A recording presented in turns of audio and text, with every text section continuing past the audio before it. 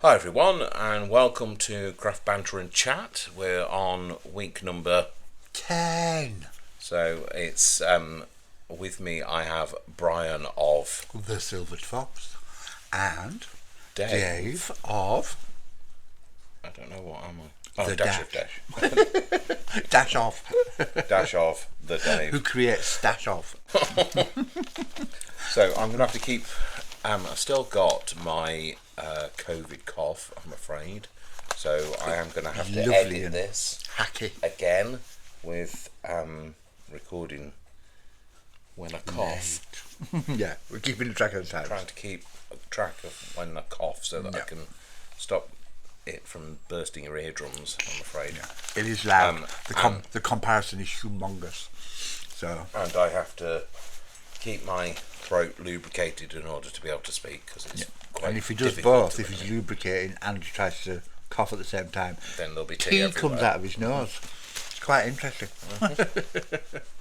So, I can't laugh either very well, otherwise that does make me cough. So, and listening to myself cough makes me cough. Yeah, or I when know somebody mentions the word cough, Yeah. I want to cough. Or if somebody else coughs, So, shh, I want to cough. shh, So shh. don't talk about coughing. So what do you 1 want to minute do? 30. Do you want to dive in with craft questions or alternative other bits and pieces? Let's do some more craft questions. Okay. Yeah, and So- intersperse it with other stuff. So I thought our topic this week could be a beginner's guide to junk journaling, and not a this is the way you must do it, but from my point of view, when you first made So your when you first- fold paper, it needs to be like this. yeah, and if it's not, then you can't. And go if you're straight away. colouring, you should be doing this kind of a stroke. That's colouring on the radio. Well, they can do gardening on the Yeah. radio, can't they? So, which I've never done. And that's true, folks. They have gardening on the radio here. It just Yeah, the sound of a man digging. digging. Yes. Anyway, sorry. Anyway, yeah. Let's move Digressing. on. Well- Because it makes me cough. Now I'm going to have to cough again. Oh dear, sorry. It's now telling It's me a it's got a warning sign slow, on the. painful death. And we're back at the every 30 seconds or so. Yeah. 1 minute 30, 2 minutes I know, 30. but like, remember it settled down towards the middle of talking last time, so Yeah, just true. So yeah, from a crafty point of view, I thought we'd talk about how you dealt with beginning your first lots of junk journals, because although you've been a crafter and you've made some fabulous paper to hit the stuff, wire, because like you will make it noisy. and you've made some it's going to be one. So Brian sneezed and I coughed, so I know. So I hope I'm not getting it because I'm sneezing a lot. Yeah, so it was like from the point of view of what did you use and do for your first junk journals when you first started trying this? Do you want me to go first? yeah, go on. Would then. that be easy? Yeah. So from my point of view, because I had less than you at that point because I've not really paper crafted that much, I was still into my fabrics then. And so for me it was just a question of starting to, I won't say hoard because that's a later thing that happened, which I blame you for, but just started collecting odd envelopes that I liked the look of and pieces of paper I liked the look of. I might rip a page out of a magazine if I liked it, and folding them all and getting them ready and starting to make signatures. And then weirdly I found it the other day during packing, I've still got the first journal. Do you remember when we were doing them on Facebook? I've still got the first one I ever made, and I made a Amazon packaging collaged with lots of blue, and then had blue birds on it, and it was called Across the Heron Floor. But I did that with like very little tools, bit of glue, bit of Amazon packaging, collected lots of pages that I liked. Across the Heron Floor was the title of a book that I just finished reading, but it wasn't one I was ever going to read. That's why I was like, oh, okay. It wasn't one I was going to read again. I've heard of that. So I don't read, so No, it wasn't one I was going to read I again. don't even read the instructions. And it wasn't one that had to go on my shelf, because you know what I used to be like with books on the shelves. They're all packed away at the moment. So if it wasn't something I was cutting up, then they had to be in order, and in the order they were written, and alphabetically by author. So yeah, I could be quite. It's really hard to not only be participating in this podcast, but also control Brian's animated behaviour that all leads to I think thumps we and need shudders. And we need better. I don't know. Maybe need a you proper. need stapling to a chair so that you can't move. No, Brian, we just need a padded proper studio. cell. Need a padded studio. Don't a need padded a padded cell. A studio with egg boxes on the wall. No, Oh, it's no, just when you actually- bounce up and down, look, the whole microphone moves. And I can't not move when I talk, otherwise you'll get nothing out of me. well, you Because kind of have that to just learn. that just stifles everything, and then I feel like I can't say anything for fear that I might move my hand. Okay, well, it's my turn to speak anyway, so Go on then. stay still. I'll sit still. I'll shush now. So, And over to you. I don't know what you don't really know what you're asking me of. How you start, what you used in your first junk journals, how you got the stuff together. Did you go and buy 15 Bits. paper? No, bits. 15 paper just- packs no, because you no. knew what they needed to look No, like. Or... bits. Just I'd seen people making junk journals, and I'd overcomplicated it because I thought there was, because you know me, I've got rules. Yeah. So I thought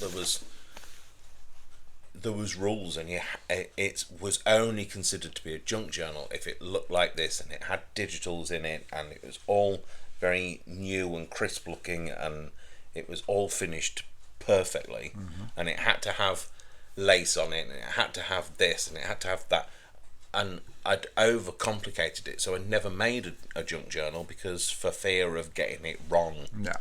And actually, when I did, I made something for me Yeah. that represented me, Yeah. and then later somebody said that was a junk journal, Yeah. and that's where I was like, well, no, it's not, because I haven't done it like that. And then it was, no, there isn't you have to do it like that. You just need to make it out of whatever it is to you. And to me, a junk journal was making it from junk. So I literally, so in that first junk journal that I made, Yeah. that's all made with bits of discovery stuff. So the stuff that I'd transported from when I was making cards and things, you know, the slider ones, the double sliders, and the hidden pockets, and and it's got the what's it, my bucket list thing, so it's literally a bucket with like lots of things in it that I'd like to have achieved. I remember it. And then there was stickers that I'd found that like on the side of boxes, and bits of metal that I'd picked up off the floor, and old crushed rusty bottle caps and bits stuff. of metal that you'd picked up off which floor? So like the the ground, not Outside. the floor. Yeah, that's what I'm getting at. Like proper rusty. Proper discarded junk, because that's what, for me, my interpretation was, you make it from anything. When somebody said that I was free to just go and make something, that's when I was free to go and make something, because I was then not constrained by a rule, and I am very rules focused. If somebody tells me the parameters of something, I have to work to those parameters, and that's why I'm very good at doing the job that I do. And also I'm very good at, you know, the driving side of things, because there are rules to follow, and I follow those parameters, and and I stay within that. But from a junk journaling perspective, and I know that other people have said that they struggle with this, it's sometimes there are lots of experts out there, and because they're an expert, whether they are self-proclaimed or whether other people think they air are, commas air commas expert, whether they're self-proclaimed or other people see them as an expert, then they're the people that make the rules, and therefore that can be really throttling to somebody's and I get that creativity. It did the absolute opposite to me though, because I remember somebody saying to me, it has to be vintage paper. So one of the first ones I made was a pre-bought black cover that had never been used, came from scrap, and every single page that was in there was a different shape and size, and it was all made out of bright coloured card. And to me, that was like everything I was told I couldn't do, I did in that first one. But that's easy for somebody like you. So I would. I mean, like you might not agree, but I would say I'm going to cough. 10:36 or something. I would say that you are generally neurotypical. Yeah. So neurotypical people do tend to have the freedom of, and the freedom of, like, to do what they will, and colour outside of the lines, and mix up the filing system by not putting it in alphabetical order and all of those things. Yeah. But weirdly, not always. No. But if you're neurodiverse, you tend to want to work within those parameters because people give you those rules and you like them. They're precious to you. They're things that help you. Because you're good with routine and instruction and rules. They're things that help me. Yeah. So although I was talking generally, I'm talking specifically about me because I can't vouch for other people. Yeah. But I find that gives me the guidance that I need. Yeah. And it helps me to manage my mental health because there are rules to follow. Yeah. But then, just like with every rule that any neurotypical person has ever written, they rip it up every now and again. Yeah. But that kind of doesn't leave any scope for people.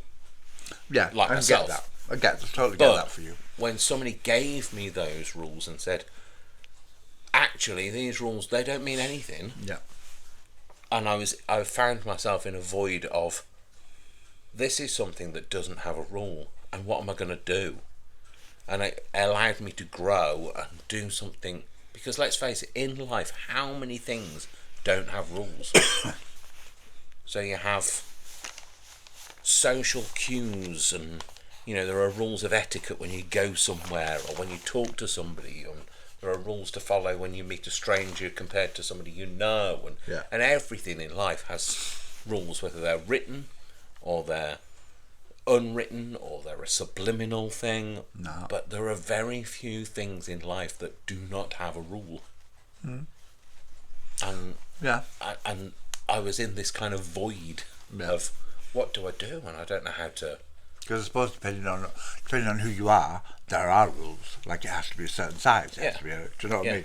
And then because of that really helped me get out of that rut. And now I find myself to be fairly creative. Yes, I do reproduce a lot of things. So I'll see something and want to replicate it and bring it to life in my own way. And I don't photocopy it. I mean, I don't mean literally photocopy it. I mean, I don't recreate it from a photorealism, so like it has to look exactly the same.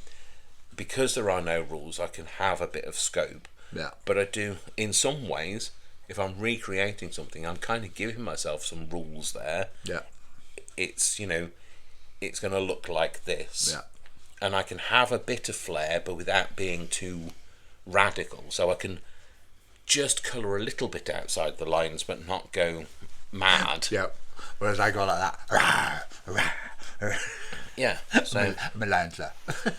yeah. So you can colour way outside the lines, and I can't. I don't know what it is. There's that weird thing of somebody said to me. I think the first one I was ever told was, it can't be too full, and a travel journal has to be this size, otherwise it's not a travel journal. So my first one was about 4 foot tall. I mean, I exaggerate, but you know what I mean. I made it, I think, double the size that I was told I was allowed to, and then sat there and told everybody in the group that I was doing it for, this is a travel journal. And that's why, I know that this sounds really bad, I tend to watch people on YouTube for recreational purposes, to just relax, not for ideas. Yeah. Because once I see somebody with an idea and I follow that idea, I end up making what they've made. Yeah. Because it's almost like they've given this, like, it's subliminal messaging of this is what it needs to look like. Yeah. Whereas if I look on something like Pinterest that has a lot of stills on it, I can look at it and then I can extrapolate from that and work backwards. So I look at it, see it, and then I imagine what it might look from other angles. Yeah.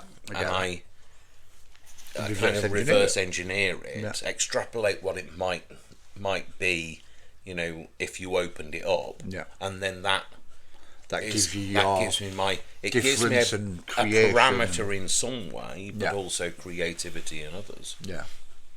Cool. I mean, like it's really hard to explain because for me it's very logical Yeah. how I work, Yeah. and to other people it's really insightful, and I just think, well, and I know that we've talked about this before about me not having an imagination, and you keep saying, but you do have an imagination. But I can tell you now, I don't close my eyes and see. So And there's I think somebody that's told me more what of it was called, and I can't remember what it is.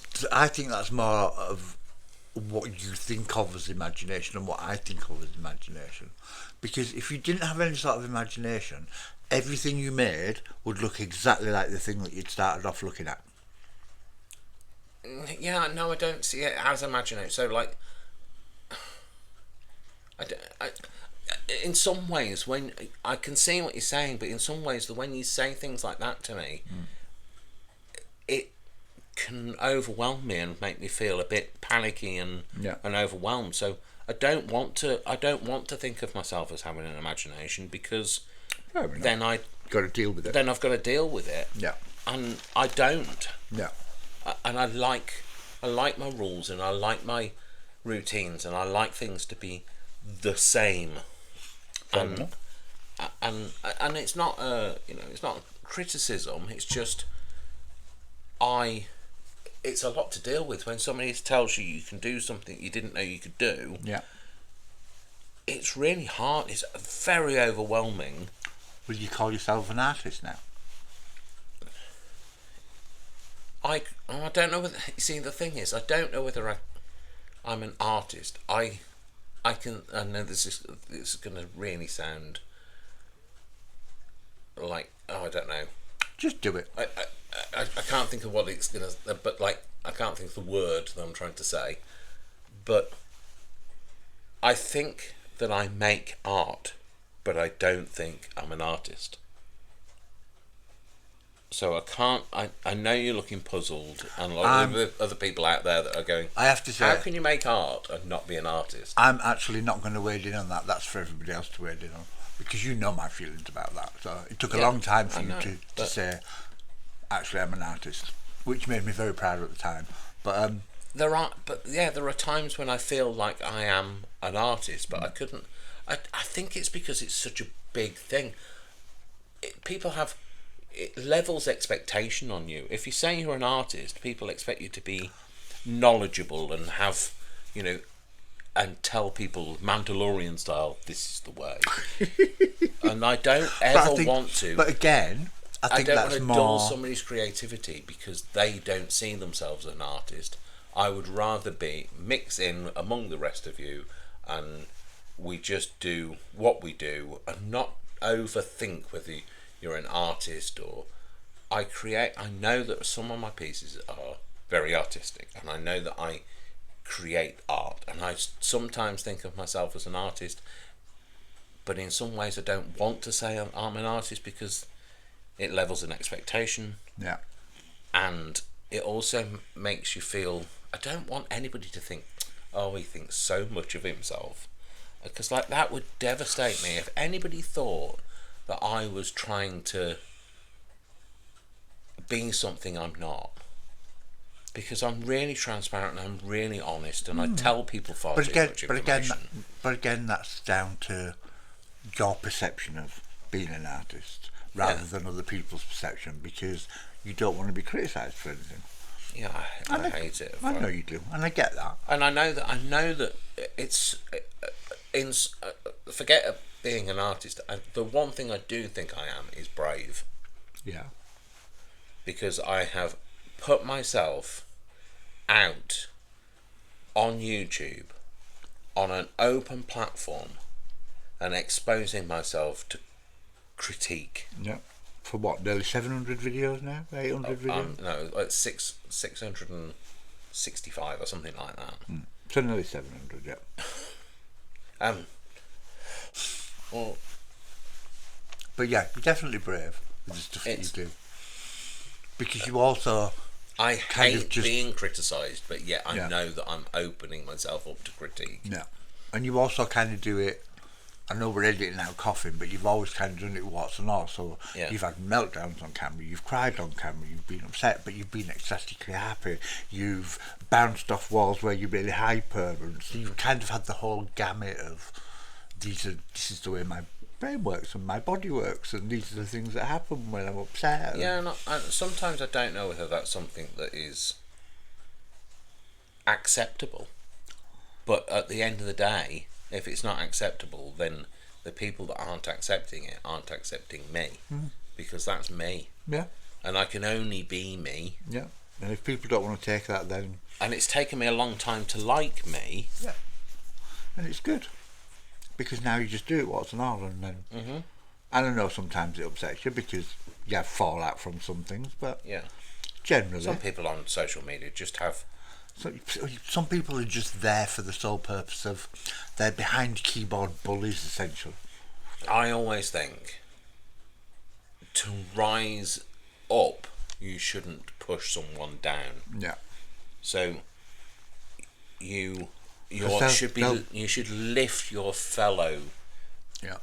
humans in everything you do, not push them down to make you feel like you've Yeah. risen up. Because they'll have to pass them when your fall comes. Yeah. Well, yeah. I was always a great believer of never tread on the toes of the feet you might have to kiss in the future.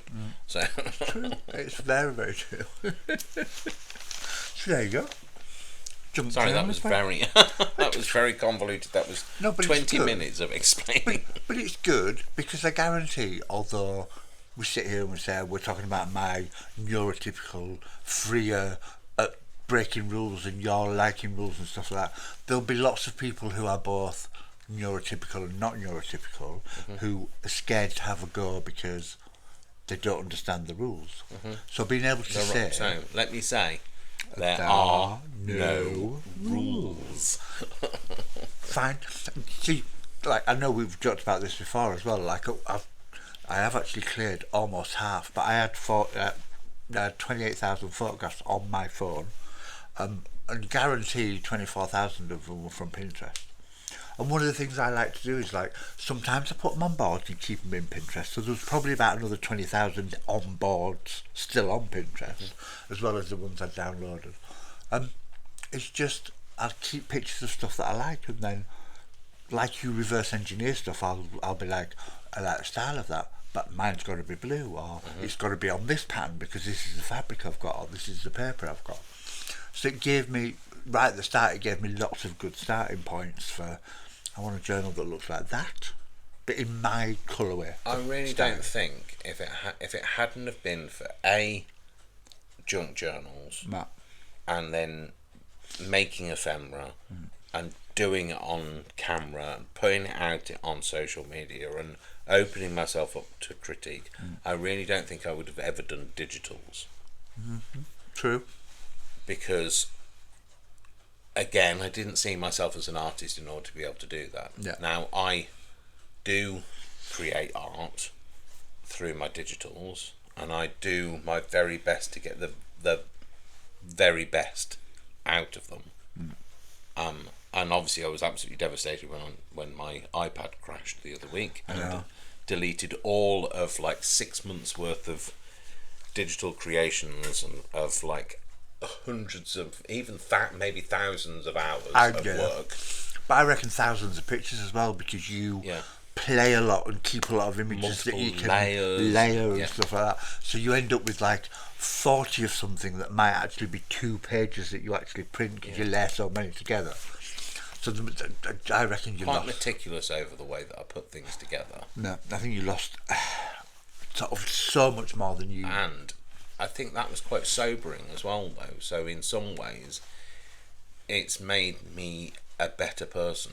So I think any mistake you ever make or every crisis that happens makes you a better person, because you either learn from it or you learn in it. So you either learn in the eye of the storm or you learn that a storm will come at some point. Yeah. And this wasn't because I didn't back anything up. I will just clarify. And I think that's generally true. I've now found out that this is a common problem with Procreate. If your iPad crashes, there's a very high possibility you won't be able to download the backup. I had a backup.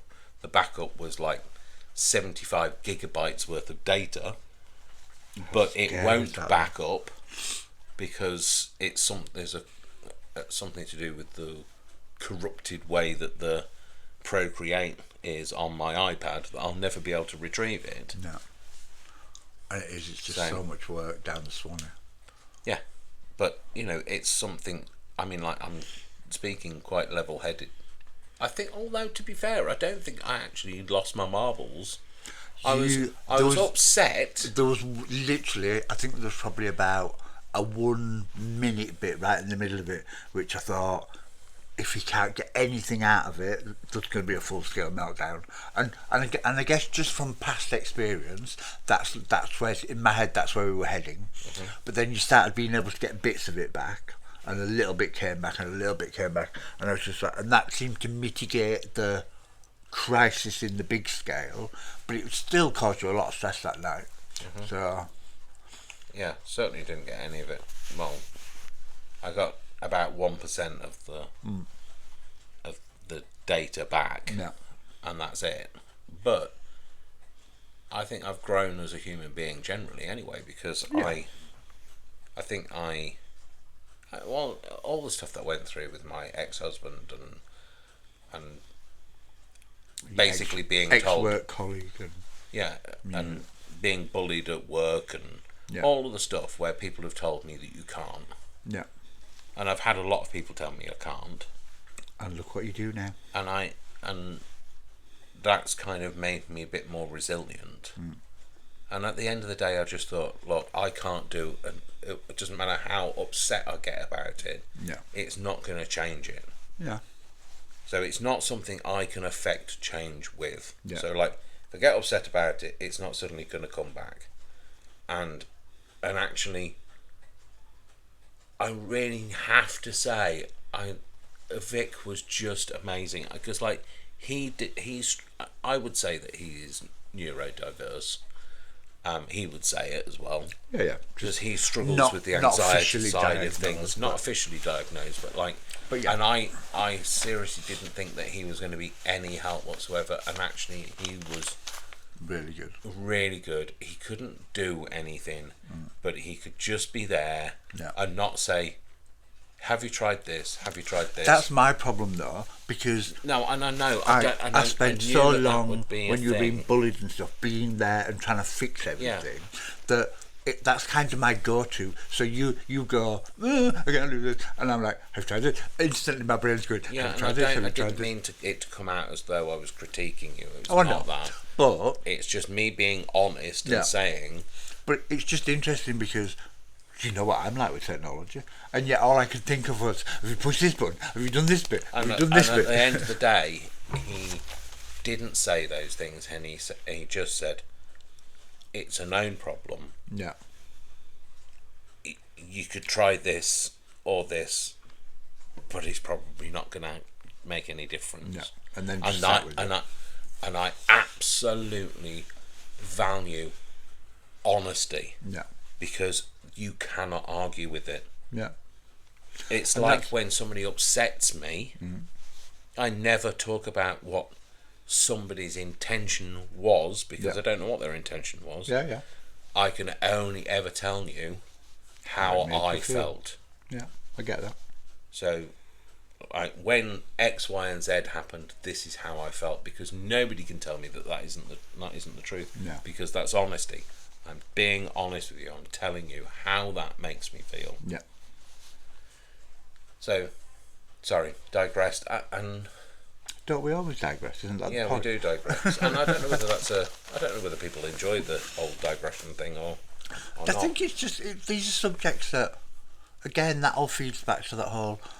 Although we've gone round and had a tangent and sort of, it still feeds into that. I can't do that because I haven't actually tried one yet.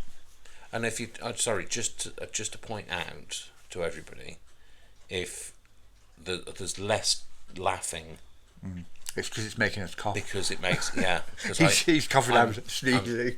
I'm really sorry, but like I will say it, having COVID this time round has dulled my sparkle because I don't want to cough because it's painful. No. But what did it say when you looked it up? What you were telling me earlier about? Oh yeah, that it's.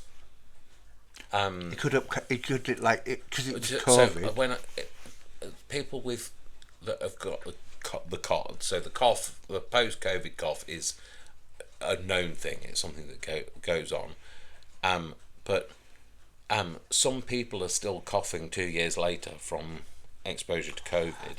We're going to get better before that. And it's something like it's only a low percentage, but 2.5% of people have still got the cough a year after having COVID. Now I only had COVID for like a matter of maybe a week tops. Yeah, but I was off for 3 days. There's all new variants of it now, isn't there? But I can't tell you how it's. I can't do anything without coughing. And then you get caught in that cycle of coughing. Cycle of hacking loops, and you just can't stop yourself. Yeah. So let's not talk too much about coughing. No, let's not, because then you'll cough. Yeah. Breathing through your nose helps, by the way. We've just had an election as well. How do you feel about that? You happy? Oh, yes, absolutely. There you go. For those people, I know we have quite a high American population of viewers, listeners. Yeah. We had a Conservative government, which is akin to, what would it be in America? It's the one that begins with R. Republican, yeah. So it's akin to the Republican Party, like similar kind of politics. No idea. And we've just got Labour government has just been. Boop, boop. Yeah. We've had how many years of Conservatives? I don't know. 14 years. Yeah. Yeah. So. I'll be really honest with you. Although Rishi Sunak was Conservative, I don't think all of the problems were down to him. They were down to all of the legacy that he was left. And I think Rishi Sunak is quite a. I actually have to say, screwed on. For all that he's like a multi-billionaire and stuff, so he don't really. He had to give up Sky TV when he was young, so that he could go to a good school. Sad. Yeah. But spoiled brat, basically.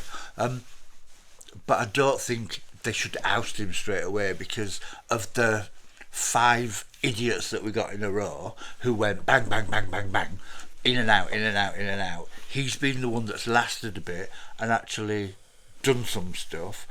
Don't necessarily agree with it. No. But I'm really glad that James, whatever his name is, Rees-Mogg, the one that's always asleep in the corner, that was just a stuck-up ingrate. Anyway, let's not get too animated about politics. I'm just going to say I'm glad that we have a change of government because a change is as good as a rest. It is. So, and there's some things hopefully that'll change fairly quickly. Yeah. So, yeah. So now we have we've got a Labour government, which is the equivalent of Democrats. Yeah. Yeah. Not the same by any means. So I'm not saying that they have the same, fundamental policies. But it's the same on the spectrum of whether they're left or right or centre or whatever. Yeah. So. It's good. It's good. Yeah. Change will come because they've got a big majority. It has to. So there's bound to be. Yeah. It's the dawning of the age of Aquarius. Oh no, it's not that. No, it's not. Aquarius is over. The dawning of the age of Aquarius. Maybe Capricorn. Aquarius. Okay. So, talk to me about coffee down paper then. I know I do it these days, but coffee down paper. I'll just tell you a few tips for all of the listeners out there. My big tip is get somebody else to do it. So I give it all to Brian and he does it for me. No. And it's true, I do. Although, I can't laugh, so I used to have loads of space. Insert canned laughter in that bit. Yeah, I used to have loads of space, so I could, but we'll see how we go in my new place. Yeah, I don't have a garden or anywhere to dry anything outside, and I have a Plus- carpet in my living room. Plus, so we're I a can't- very damp country generally. So, the thing for I me wonder is if you that put it in the tumble dryer. well, if you can put it in the oven. I don't see why you Yeah, can put it in I the know, but like you the can oven, you can put it in the tumble dryer and then iron it. the oven uses more energy than the tumble dryer does. So put it in the tumble dryer, but then iron it afterwards. Yeah.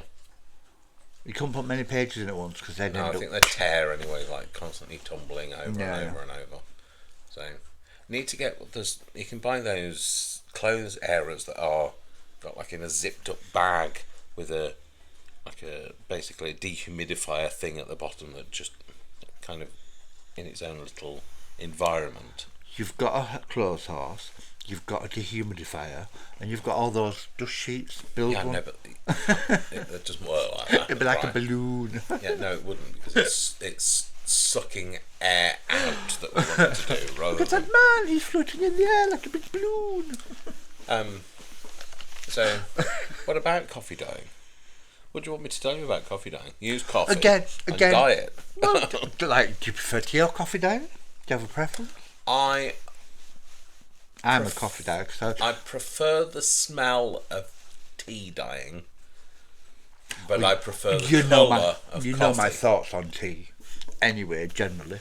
So it's the devil's brew. No, it isn't. I drink tea. That's my I go-to don't drink. tea. No, I know, but And I'm a Yorkshireman, and you're not. I should be. and I drink Yorkshire tea, which isn't from Yorkshire because we don't grow tea. We're not warm enough, are we?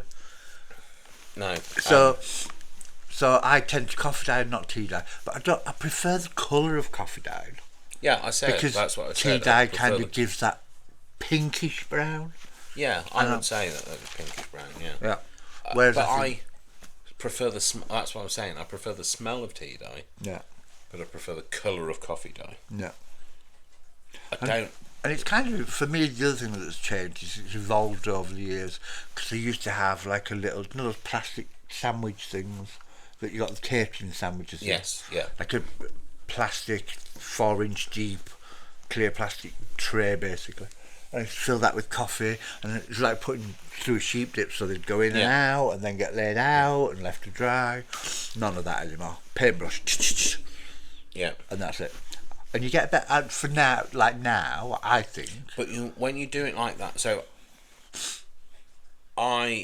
when I do it, I have to have it. So I do it sheep dip style, and then put it on a surface with a tea towel on it, and put it down, and then maybe put another one on top, and then put another layer of something between it, and then doing it because I don't have lots of space to be able to lay them all out. You used to lay them all out on the floor on big sheets of cardboard. Yeah. Well, if I did that in here, I wouldn't be able to move. Yeah, true. Plus, the other thing I used to do was when they were away in the house, I used to fill the downstairs hallway because it's all old Victorian terracotta tiles and it's a big long hallway. I used to fill that with the You're not cardboard. going to be able to do that with your new place, are you? So No. So my craft room's you going don't to have be a on. balcony, do you? I have got a what? A balcony, do you? No, not an outside one, just my mezzanine. Yeah. For my bedroom, for my craft room, for my bedroom, for my whichever it turns out to be. Pretty sure it's going to be my craft room. Maybe we need to comment it. We need to say to Cheryl at the back and say, "Can we just borrow your garden? We just need to She'll think we're nuts, but if you catch her, she thinks we're nuts anyway. So. If you catch her and she ever says, "I'm going away for a week," say, Can I just use your garden? Can we use your garden while you're away to coffee dye some stuff? She'd say, she'd say, yeah. Oh, yeah. So, but then you have to sit with it because unless you put stones on them all, They blow away. you have not if it's a nice day, but if you're in here, you'll miss any gust of wind. So you'll go back out there, you'll be like, "Where's it all gone?" And it'll be over the fence on the wooded path at Stuck the in the tree. Yeah. Yeah. It's that thing of having to sit and watch it. So, but yeah. Okay. So, because interestingly, I was reading a bit about coffee dyeing, but the woman who was writing about it worked in a museum, as well as doing junk journals. So she was used to preserving documents. So she had very set things that she said, like, if it's an old document and it's precious to you, don't. Because tea and coffee are acid, and they'll destroy it. Never use Scotch tape on it if it's something that you want to keep and preserve. Don't try and fix it. Put it in, either laminate it in some mylar, or just laminate. Please don't ever laminate any. If you've got genuine ephemera, or I need to clarify something as well. I think in my last video of my haul stuff, and I'd got a stamp makers set. You've seen the stamp makers thing, you know, with all the stamps, all. Oh yeah, all the letters. A print maker. I think people got that I was going to upcycle it or do something to it, and I absolutely will not touch that. So the only box I was talking about doing anything to was the one for the old salt pig of my mum's that was like very yellowed 70s. Did you call it a salt pig? A salt pig, yeah. It's a box with a lid. It's a salt pig. I know, but like I've always known anything with salt in it to be a salt pig. All right. So you call your green one a salt pig? Yeah, salt pig. Yeah. And how long have I known you? I've never heard you say that before. that's a mumism. That's what Mum used to say. The most I usually get out of you is, have you salted it? Yeah. Well, I know, but like, yes, I've brought never salt had over. cause to refer to it as a salt pig too. So anyway. So that was the only box that I was talking about, and the only reason why I wanted to do something with it is because my mum used to say, I love the style of it, but I really don't like the 70s yellowed pine colour. Yeah. And that's the only box I ever want to do anything with. I do not ever, and you can testify to this, touch any of my actual ephemera. No. I treasure which ephemera. makes me cry. Well, because for me it's about a preservation of something that if I love it, I want to preserve it. And I get that.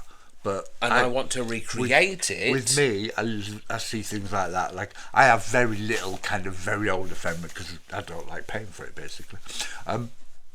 But plus the other thing as well is I always use it. I've got I've got maybe. You said that makes you cry that I don't use it. It makes me cry that you do use it. But for me, what's the point in having it otherwise?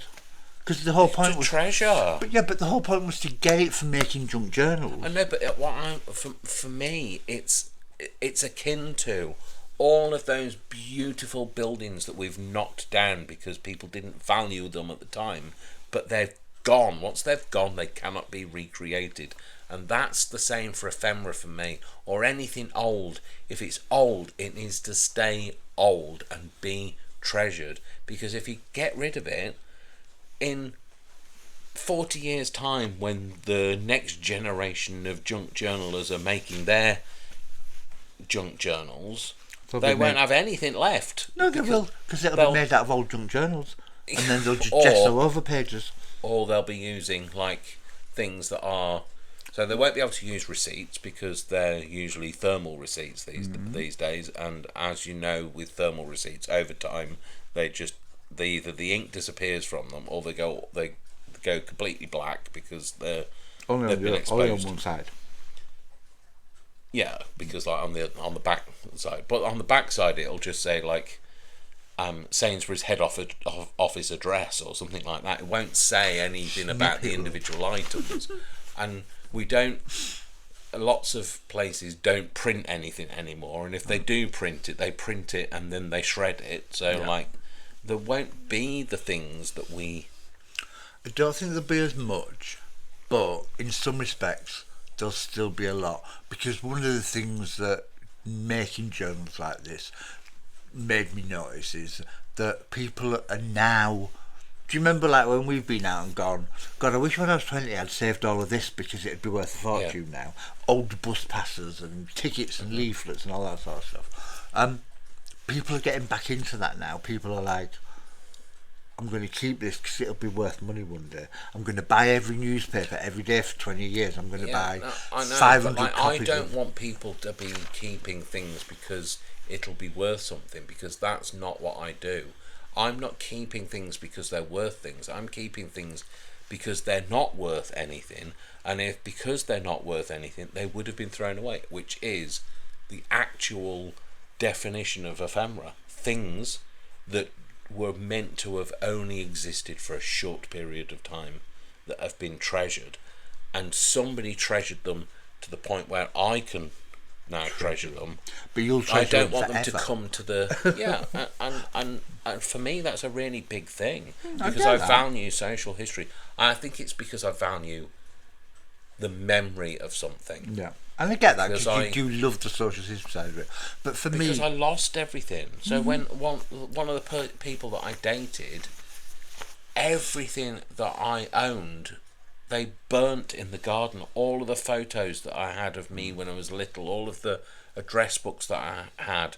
I mean, I've obviously dated some very horrible people in my time, but I've married children. it's those things that the association of holding something and thinking, like, all of the history that has gone on around that document. You know, like those receipts that I've just recently bought that were also on that haul video of where they've been on a spike for years, and like you could see them.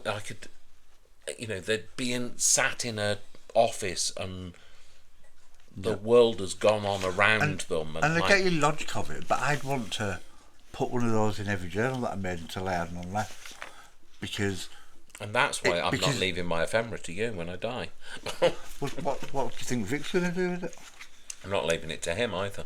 Some lovely follower out there will come forward and step forward and say, I wouldn't get rid of it. I will curate your until the day they're a root ball, and they'll be like, put one of these receipts in every journal. In that case, then once they've gone, they've gone. Once I've gone, they can do what they like. But you see, that's the for because me. They that's won't the have told me share, that. Yeah. That's the sharing of social history, though. Like you say, you love all the social history and stuff, but for me, by putting them in journals, you're sharing that social history, and then you're giving somebody else to read down, and you're sticking it so that nobody can ever see what was on the other side or Not how necessarily. it got. It could just be something folded in half. Yeah, I can't do it. I'm sorry. And I know that people are probably laughing at me about it, and it pains me in some ways that people think I'm, some blithering idiot that treasures things that have no value, but I'm so passionate about it. It does upset me. I actually feel really upset at the thought that. I can tell it from your voice. At the thought that if something did happen to me, you're just gonna go through all of the stuff all of the things that I've treasured and just stick them in books and give them to people, and it would honestly it would. And I want the whole reason why I wanted to clarify that is because that printer's box, I will not touch that. That will be used as a point of reference for me. I will not I think recreate it. I think you need to make something to put it all in, rather than just a box. No, the thing I'm going to make to put it all in is a house. So I'd like to have a bigger house so that I could keep these things. I get that, but what I'm saying is you need some sort of sticking it all in a cardboard box like that. No, I'm not. It's not in a cardboard box. On top of the printer. No, not the ephemera. Don't mean the bits of ephemera. I mean, I use that for my point of reference. So I'll go back through that box and use that as a point of reference for making other things. Yeah, and I get that. But what I'm talking about is the printer's box. Is with all the stamps in. I will keep that, and I'll use that, and I will use that as a point of reference to make something. So I will recreate it. Yeah. But I would never do anything with it. I get that. I thought you meant the box that's on top of the printer with all the real ephemera that you collected. The real ephemera That that I've needs to collected, be it does. Yes, it does. Even if it's a concertina photo, just so that it's not getting crumpled and squashed. And do you know what I mean? Eating out. Where's your favourite place to eat out? I don't eat out. We like a carvery. Oh yeah, I do. I do like a carvery. And what's that one called that you like? I love the Lime Tree in Morley. There you go. Which is a Mediterranean fusion restaurant. Yeah. And well, me and Vic have been there a few times, and I've been there with work a few times. But yeah, that's. What about you? I don't know. I used to like going to Bill's. But I don't know what Bill's. I never knew what Bill's was. So. Just like an English. I used to like their fish finger sandwich. All right. So dead simple. It's probably a bit moved on since then. But these days I don't go out. The last time I went out for food was the Carvery with Annette, which is the first time you spoke to Vic. So, favourite book, and I know I don't read books, Brian. But what's your favourite book to play with from a journaling point of view? What have you got a lot of? Books. Well, I would have said for you anything that's Diary of an Edwardian Lady. I don't tend to use them though. Again, no, but you collect them.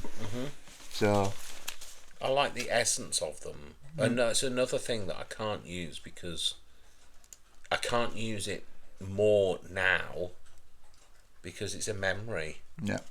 Plus, they're getting more expensive. It's a memory of my auntie.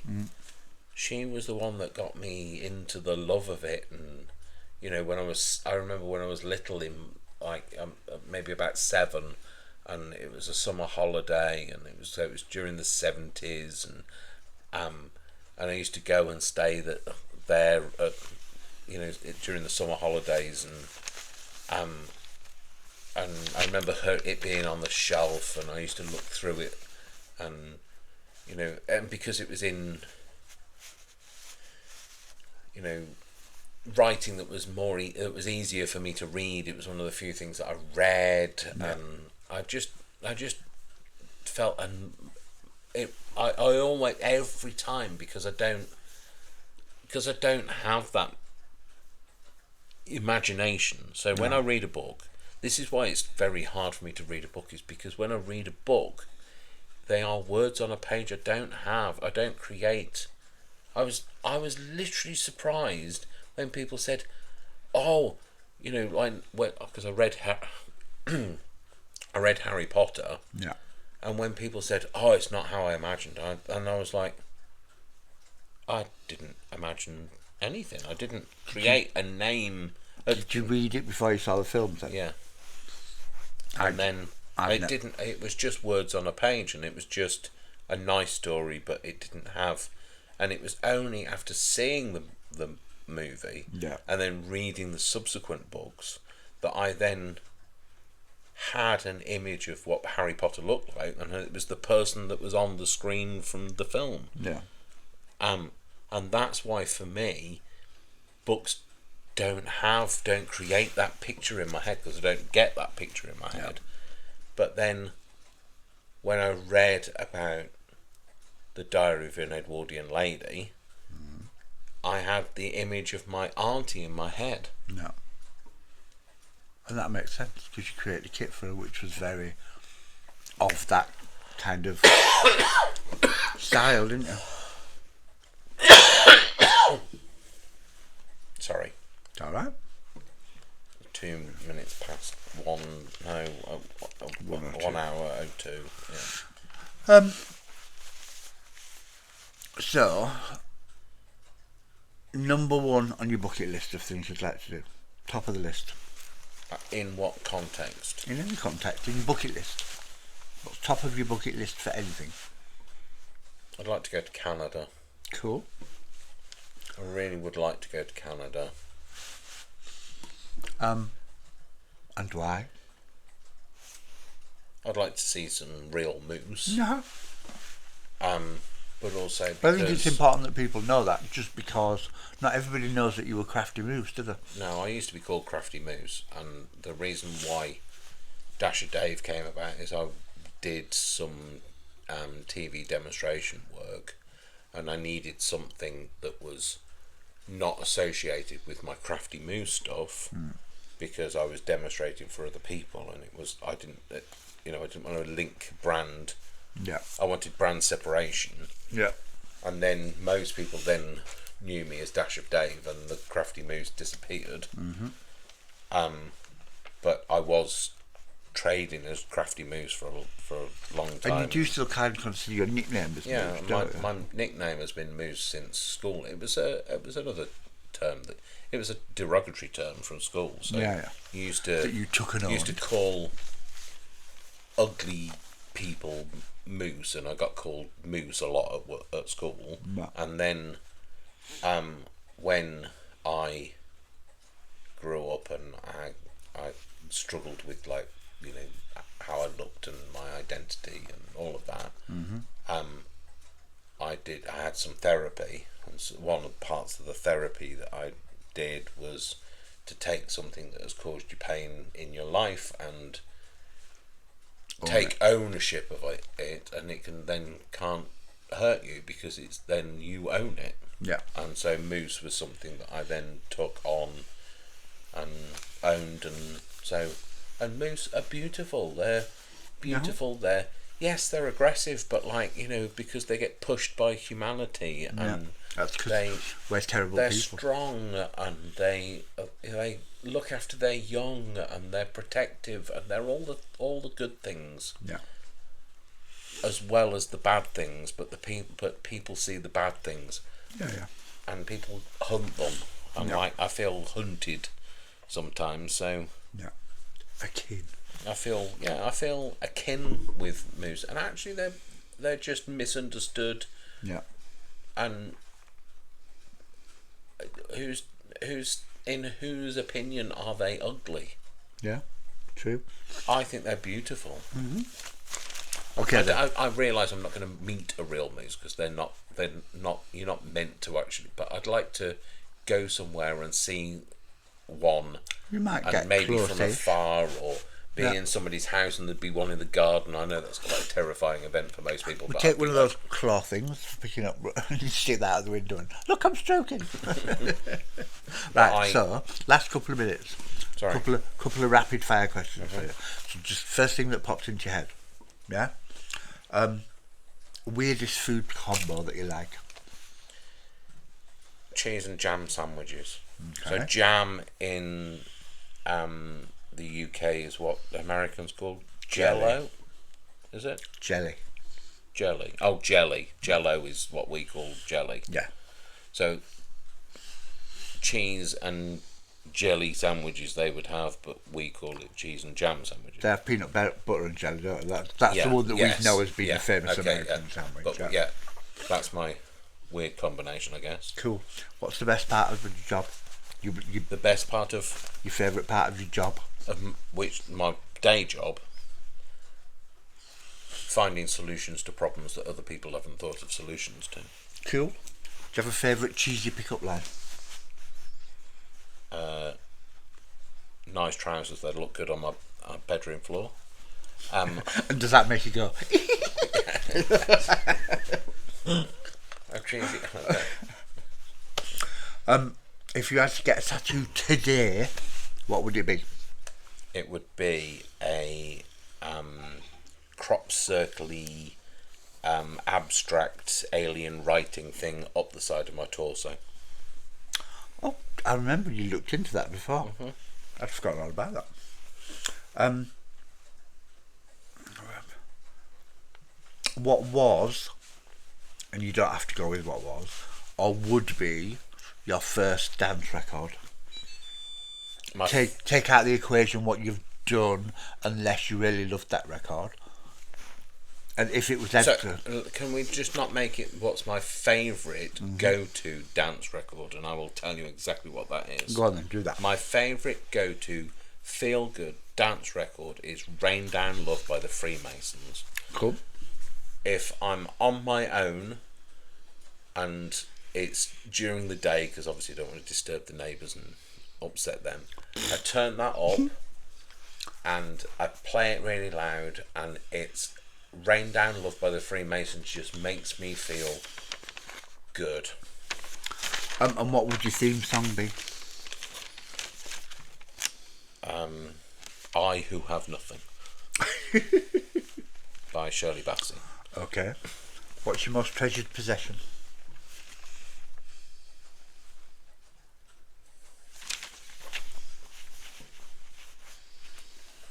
My house. Mm-hmm.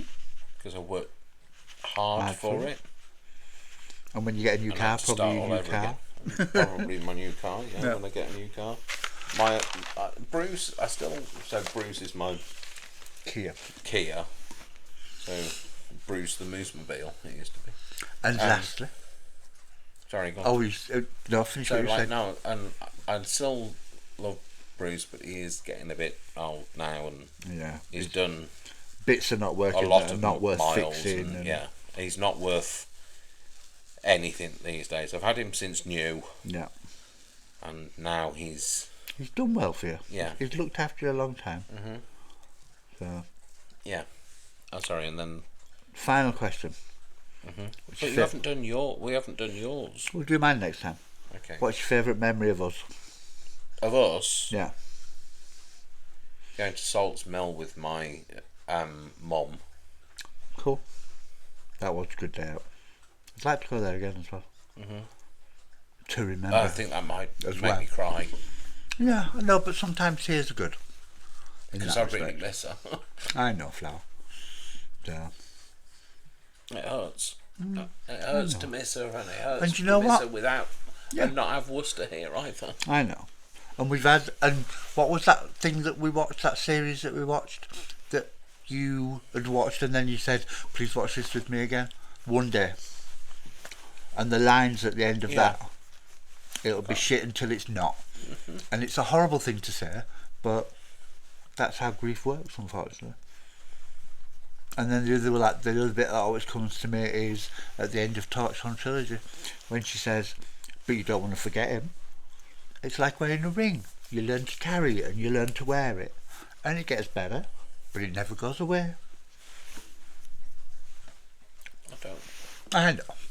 And on that emotional moment, let's call it a night. Mm-hmm. Say good night to the lovely people. Good night, lovely people. And we'll talk to you soon. Thank you for listening. Yeah. And we'll see you next time. See you next week. Okay. Bye. Bye.